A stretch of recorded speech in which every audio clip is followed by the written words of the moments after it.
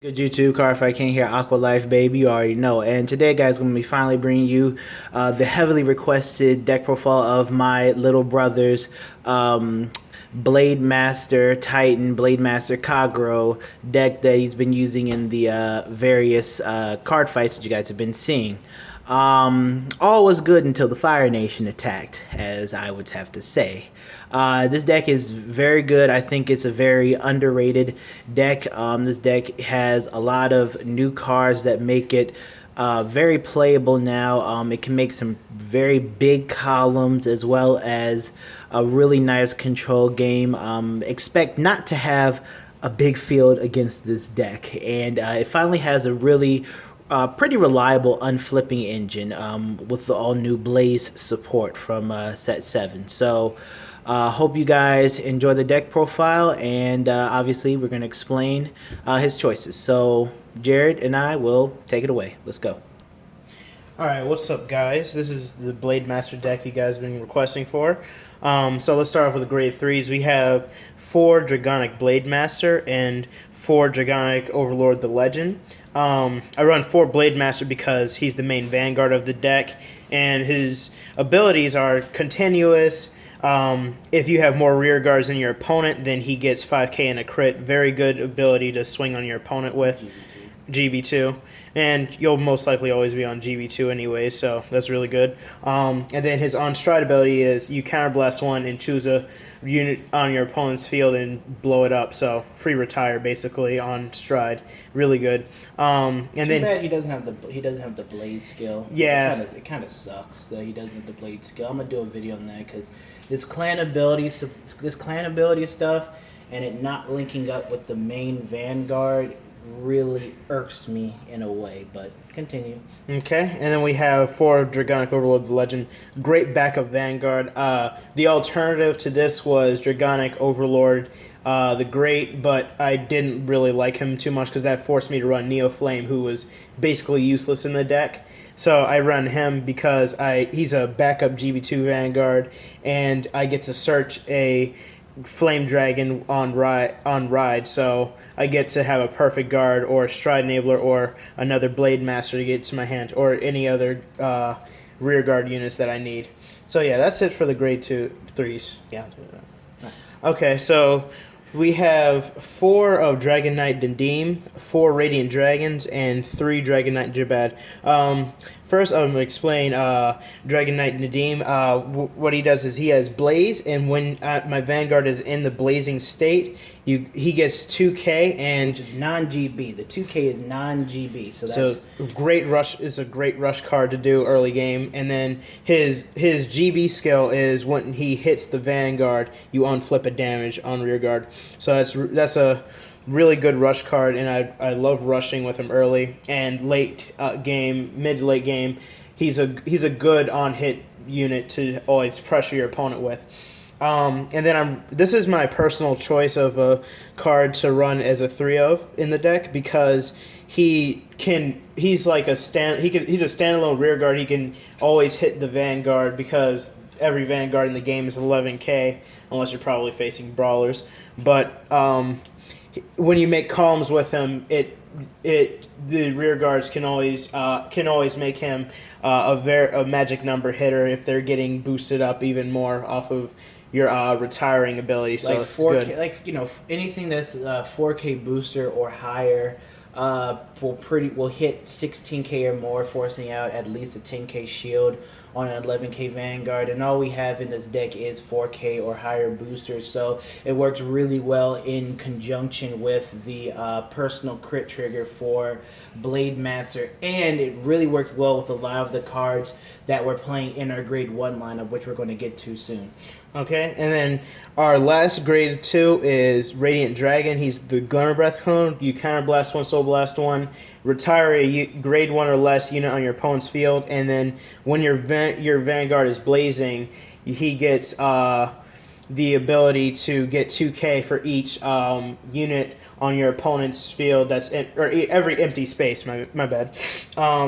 And the important thing is that he does not have the blaze mechanic, and how it works is if a unit like him says blaze on the card, then your Vanguard is able to go into blazing state and trigger any abilities that would happen when your units are blazing. So since he does not have it, then he does not get that extra 2K plus power off of the retire, aside from the first ability. So Right. keep so that in mind. if you're not on Titan, or if you do not have a Nadim or a Nadell or a unit that has the blaze ability on the field, regardless if you have more rear guards than your opponent, your Vanguard will not be in the blaze state, even if you have this card in the field, if you do not have a card on the board that has the blaze ability to put your Vanguard in the blaze state.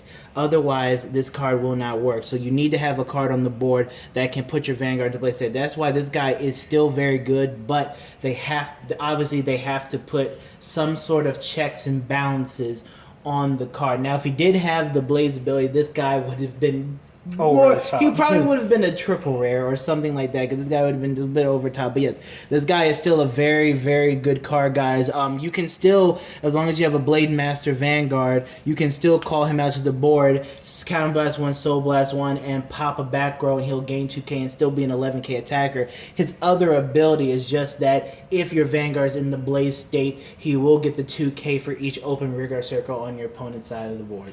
And another thing about blaze is that you can only go into blaze once a turn. So if you're attacking, every time you attack, you can trigger blaze, but once you're in the blazing state, you can't just be like, oh yeah, I'm in blazing state again, so this gets powered up again. Right. So you're only triggering blaze once per turn. As long as you just trigger blaze once, the abilities will go off. You're not going to trigger blaze twice, and then his ability will go off twice, and it'll be 2K for each one. 2K for each. He's not going to gain 20K if they have 5 open slots. He's only gain 10K, and that's it.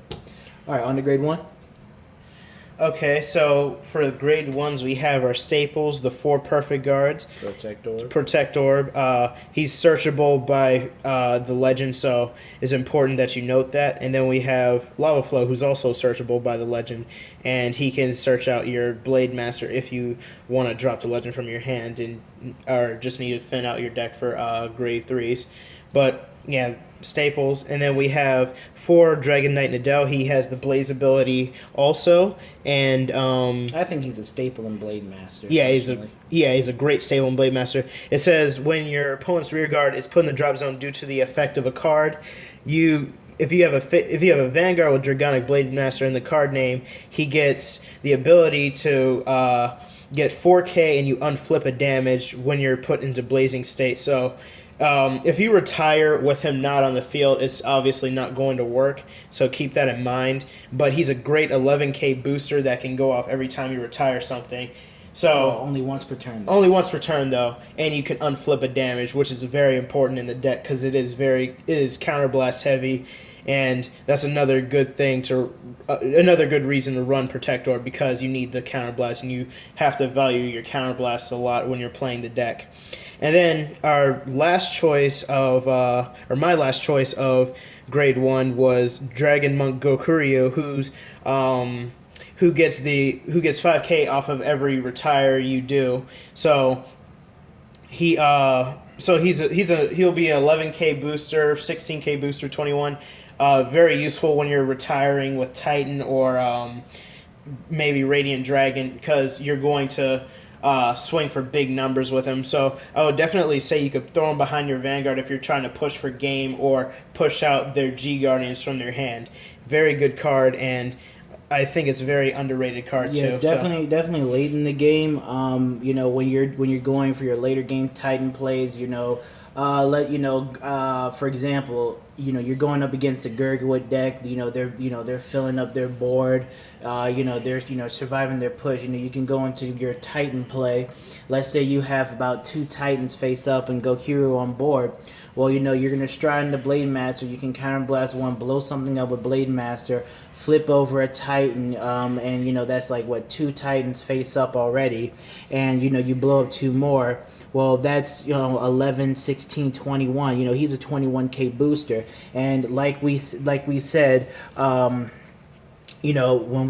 we have we have Nadim and we have the 12k attacker. Nadim will be 11k. 2111, that's a 32k column. With him being a 12k attacker, that's a 33k column.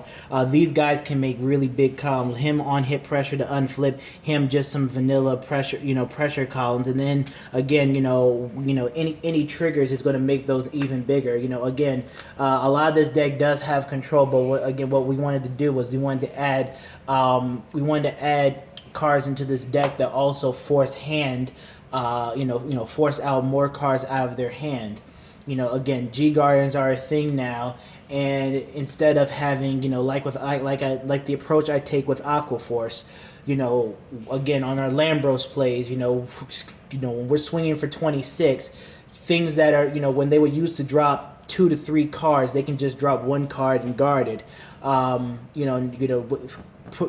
Things that hit for higher numbers, now they're going to have to drop 2 to 3 cards again, because we're going to be pushing more higher numbers with bigger cards, which is what we're trying to achieve with this deck. Again, with Nadell swinging for 11k, the 12k attacker, that's a 15k guard. Same priorities that we're trying to achieve with this, and it's actually working out. Again, all we were doing is play testing those games that you guys saw and some games off camera. That's what we've been doing, is just play testing. And so it's been this build has been working out, and we found that this build's been working out. We're gonna be play testing more. You're gonna actually see this build on camera pretty soon as well. You ready for grade zeros? Yep. Let's do it. Okay, so for our grade 0 lineup, we have 1 Dragon Knight Sadiq. He's the starter of the deck. We have 4 Dragon Knight Janat, who's the special crit trigger for Blademaster. We have 4 Spirit Burns, it's the other crit, and we have Heals and Gatling Claw Dragon, the retire starter trigger. So yeah, it's a pretty standard lineup for a Blademaster or just Kagero deck in general.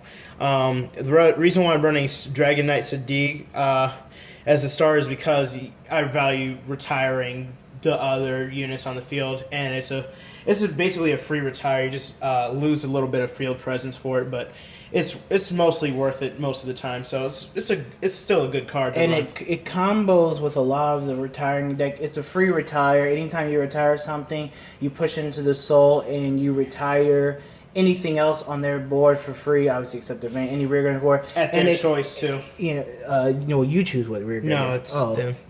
Your opponent chooses one of his or her rear guards and retires it. But again, it forces them to choose, but it combos with Denial Griffin. You Denial Griffin one of their rear guards, and then you can throw Sadiq into the soul, and then they choose another one of their rear guards and they kill it as well. So they have to kill another one of their rear guards as well. So again, that's a double retire on a Denial Griffin play. That is so good, which makes this card very, very good.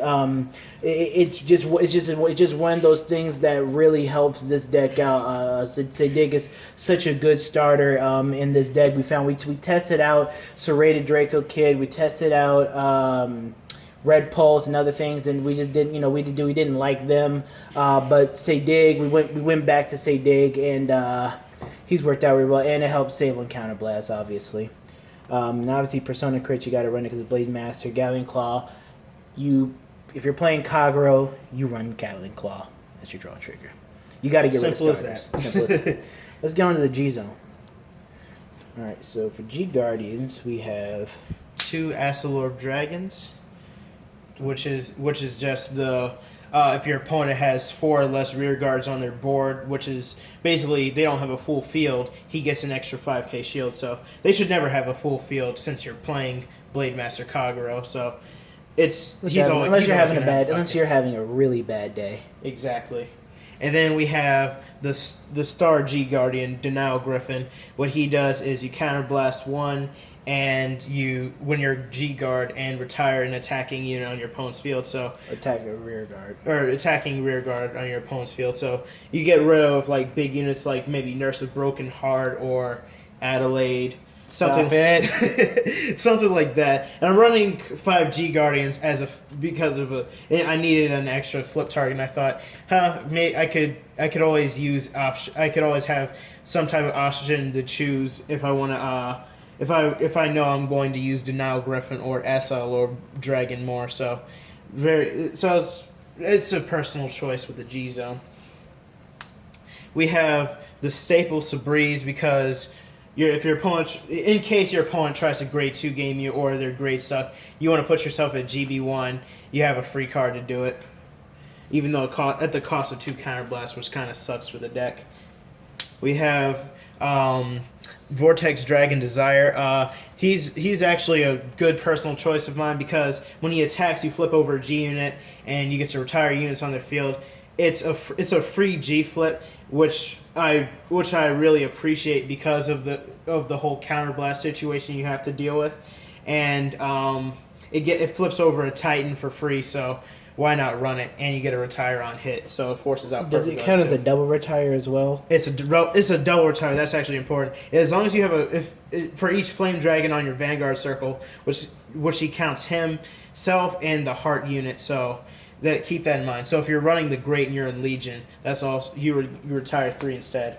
And then I'm running Mustafa in case I want a main phase retire instead of on stride retire to trigger my.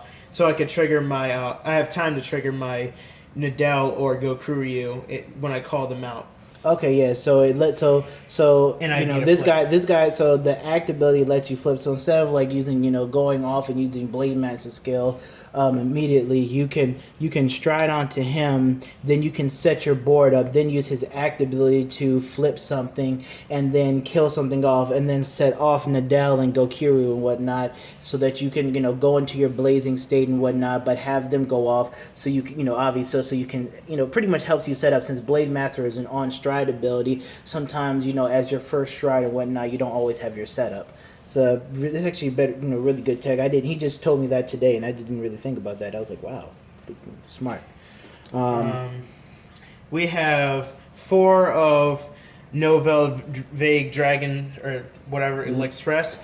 He's the basic finisher of the deck, because if your opponent's stacking up on perfect guards to survive late game, you'll be like, okay, I'm gonna stride onto him and force out their 0 shield, so you could swing with your bigger rear guard columns if you have them on the board, or you just want to, or you're going to kill your opponent on their 5th damage, and you don't want them to heal on 6. So very good card, great finisher. Yeah. If they're on 5 damage and they no guard, you pretty much win you win the game. There's not pretty much, you win the game. They have no chance of winning the game if they no guard at 5, because he nullifies any 6 damage triggers. So regardless of what happens, you win the game if they no guard at 5.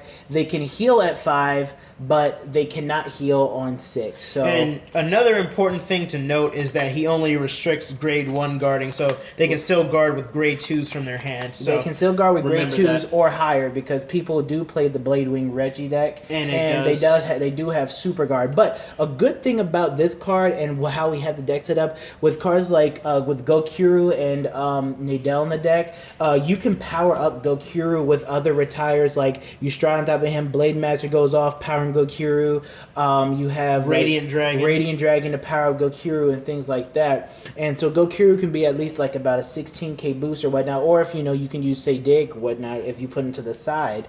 Things like that happen, and there is chances you can possibly get him to 21, 16. You can pump up the center column and really force out some guard on him, because they cannot perfect guard Novell. So there are ways to pump up your Novell column to force out some really high guarding. And blow them up. And then, this is the blade that surpasses the limit. Take this, Red Dragon Twin Prism Sword! Yep, we have the star of the deck, 4 of Dragonic Blademaster Titan. What he does is he has the Blaze ability, so that's really important for the deck. Yes, he has the fact that the Vanguard has the Blaze ability is very good. And then his other ability is it's an act ability, you counterblast 1, and flip over another G unit in your G zone, so it can be Sabreeze. Sabreeze or himself for a retire. Yep, or a G Guardian too. Remember that. You can retire. You retire a unit for each face up Titan, and he gets a crit when he's blazing. So that's why my normal strategy is to go into Mustafa or Desire first and attack or use Mustafa's ability and flip over a copy of him because he is a GB2 thing. So that's another thing to note. And he'll always have a crit every time he uses ability. So it's good to have Gokuryu behind him, especially because you're going to be swinging with the crit. You'll have Gokuryu boosted up to maybe 21k at most if you're retiring 3 units.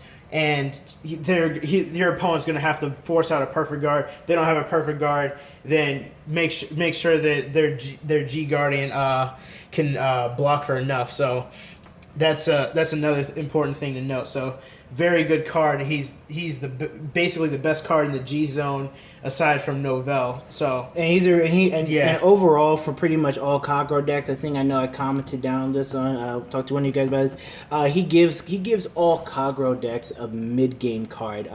You go into this guy mid game. If you're behind on damage, your opponent's at low damage, he forces out high guarding.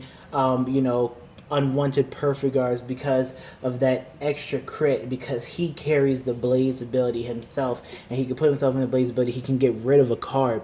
He carries that extra crit, and he can force extra damage. And if you check a crit on top of him when your opponent no guards, that's 3 damage. I mean, this card is a very good card. Do not sleep on this card, guys. And again, in this deck with cards like Gokuru and Nadell, his column can get very big, force out a lot of shielding, and again, you can use him to force out a lot of cards and then set your opponent up for a Novell or vice versa, depending on how you do it. But yeah, that's deck profile, guys. Hope you guys enjoyed the double coverage of this. We're going to have a lot more matches with the Blademaster Titan and Blademaster deck for you guys. Gonna have a lot more stuff for you guys. More from set 7 coming out soon. Don't forget to like the Facebook page and keep the comments rolling. AQUA Life Baby. Fire Life Baby. You already know. And we're out.